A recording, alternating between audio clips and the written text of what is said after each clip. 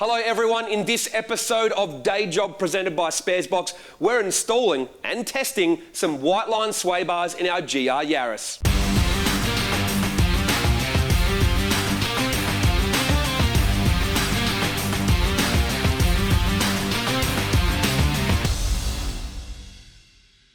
Upgrading sway bars is a pretty common upgrade on modified performance cars, and to be honest, they're a pretty important thing to do as you start to increase tyre grip, spring rates and change the setup of your car. But when it comes to sway bars, they don't always necessarily make for faster lap times, although they can. The best way to think about a sway bar is that you let your damper do most of the work and your alignment for quicker lap times, but the sway bar is basically used to adjust the balance or the feel of the car more than anything else. For example, race cars have adjustable sway bars, and if you watch them during a race, you can see that they adjust the sway bar as the fuel loads decrease or increase, which changes the weight balance of the car, and they'll often change it as the tyre degrades as well. Basically what they're doing is they're changing the balance of the car to suit the way the driver is most comfortable driving the car. And obviously that can lead to consistent or better lap times. Now with our GR Yaris switching to stickier rubber and having quicker lap times, we knew that sway bars were next on the agenda to look at. In video footage, and obviously driving, you could feel that the rear was getting a lot of body roll. So we knew that at least a rear sway bar would be highly beneficial towards the car. Now, Whiteline have developed front and rear sway bars for the Yaris. They're going to be available in a few weeks' time, but they air freighted the first pair for us to try on and to try out. Whiteline has been designing and manufacturing sway bars for over 50 years, including under the Selby's name. Their experience shows in their design and also their life cycle product testing, ensuring a quality product. We've also used their products in many of our project cars for over 15 years. The GR Yaris sway bars are slightly larger than stock but are of solid construction, making them stiffer, and they are also adjustable. They come with a new bracket and stronger urethane bush to hold them in as well. The front sway bar has an integrated lateral lock, as the bolt-on one is difficult to fit up inside the subframe to stop any side-to-side movement, and adjustable uprated links are available as well. The sway bar links are designed to be stronger to cope with more load, but being adjustable helps get them to the right length when adjusting the bar stiffness, so you can adjust the preload on the bar and set up the car correctly. Comparing the links with factory items, it's quite obvious the difference in design and strength, but they don't really add any extra weight. The front sway bar requires the subframe to be lowered down slightly to remove the factory item and install the new one. The rear sway bar is a little bit more straightforward to fit. With the new bars on, the front was set to medium and the rear to full hard. The final preload on the links was set on the 4-post hoist, so the suspension has weight on it. Then we gave the car another wheel alignment and went slightly more aggressive on toe out on the front. Whiteline is now offering a GR Yaris track pack, which includes front and rear bars, links, anti-lift kit, stabiliser insert and camber bolts for a package price of $995 Australian dollars. Exceptional value. They are also developing lowering springs, rear camber and toe arms, and a roll centre adjustment kit. Rain meant we couldn't do a driving impression straight away, so it was straight to Wakefield for a track school track day for some testing.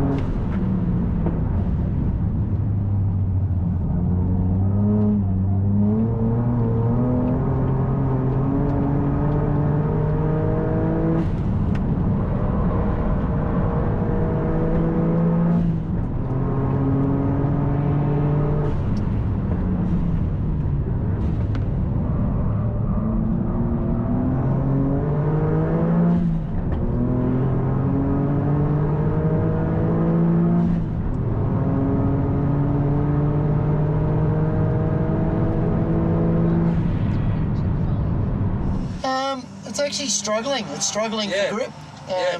big time. So like, and it's just and it's front wheel grip.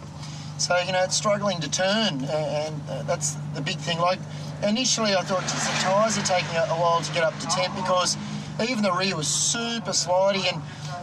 One, tyres, but also the rear bar is going to make it more taily. So, if anything, it was too taily, initially. And obviously, the more laps that I did, the better it became. But it's still struggling for front grip. So, and it's hard to work out what the answer is. It's one. Obviously, we've got to test tyres, so they're a bit of an unknown, quantity. Like because they've done a couple of cycles now. Do they fall off a cliff? After a couple of cycles, this being obviously day 2, have the bars affected the car, or is the track really slow? It's adjustment in the bar. We can go softer at both ends. Yeah. I don't know if you think maybe it needs to move around a bit more. I reckon it does. I reckon we need to go softer with both. I reckon it's actually too stiff in the rear. We can go one softer in the front, and then we might be able to go one or two softer in the rear. Yep. Would you rather go as soft as possible in the rear and the front? I'd soften the front up, and even just soften that rear bar out. But it's up to you which way you want to go. But it needs to be softer. Yep. Whether we go to the other extreme, and you can go all the way full soft, and you go, okay, that's settled the rear down. Because at the moment, like those first couple of laps, you go. You can't even put a lap time together. Like, it's that taily. Sounds fun, but it's just not fast, The bizarre, like on the street, you actually don't push fast enough to kind of get to that area. Exactly. It Whereas feels... here, you're going, oh, geez, and you're trailing, you're carrying brake in the corner. Like, even at the fish hook, mate, you're winding on opposite lock, as you're coming into every corner. Which in track mode in this, you shouldn't be. Yeah. Well, I found this on the road at like 8/10s was fantastic. Yeah, it felt it would great. be. There's no doubt. It's more that 10/10s is starting to not work anymore. For sure. So, based off John's feedback, we adjusted the bars to full soft at both ends and then sent out Boz to try again.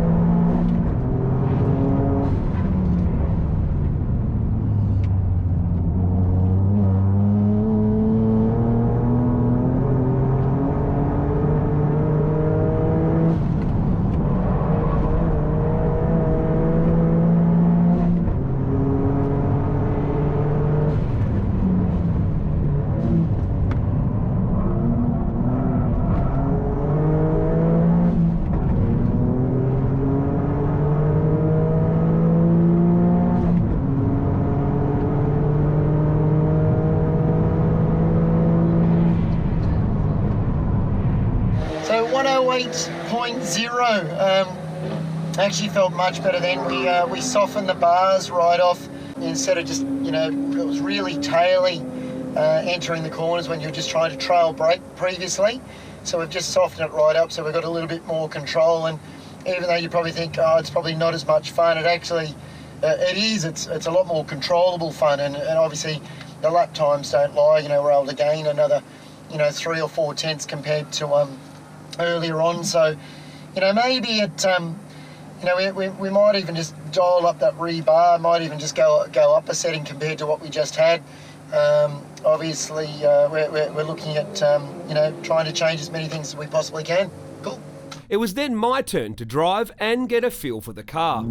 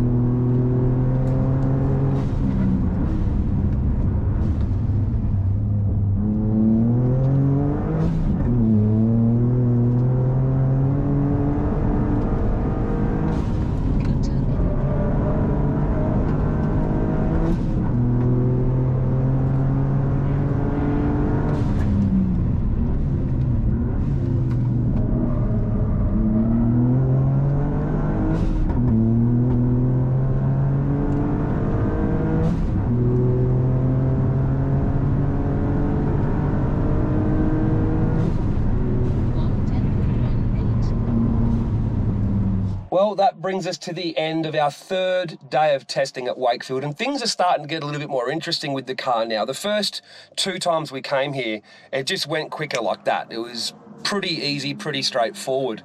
The sway bars, although they felt great on the street at 8/10, Boston went out with them, set full hard on the rear, medium on the front, and said it was too stiff.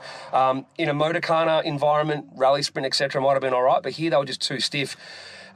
So we softened them up and the car was better again. I just drove it like that as well, but Boston made the same point I did, and that is these are a tyre that no one else has used before. So essentially we were asked to test them, and the problem we have is we're trying to develop a tyre and develop a car at the same time, which is kind of making us chase our tail. What we need to probably really do from here is either put the RS back on, which is a known quantity for this car. Plenty of cars have used the Zestino 07 RS 140 treadwear, and we kind of then will know what it does. Or we go and get an R-Comp tyre that we have used before and trust, and then basically then we know that's, I guess, not a variable anymore, and then we really can kind of test how it's all working. The problem at the moment is that my goal is I'm kind of greedy with the lap times, and I just want the car to be quick. I just want to be quick as Yaris, push the envelope on the Yaris, and then help promote other people to come out and try and beat it, and just, I guess, push the envelope. What I'd like to do is put a known R-Comp on, put the Shockworks coilovers in, and try and just get it quick. And then if that all works, well, then we can put a road tyre back on, put the interior back in, and kind of develop it like that way. So my number one priority is just outright pace. Second priority then is to kind of develop it, I guess, in road trim version more to suit what most Yaris owners would do with the car. So where do we go from here? Well, we'll find out soon enough. But overall, the bars certainly make it feel better, but we're now, I guess, kind of chasing our tail between the setup of the bars and the tyres. So we just need to eliminate probably one variable, I guess, to try and sort that out. But like I said, right now the goal is quickest Yaris and stay there and go quicker, hopefully get into the 6s, then the 5s, etc. But yeah, just see how we go. It's at the end of the day, it's a new car. They're pretty good just with the anti-lift kit and alignment.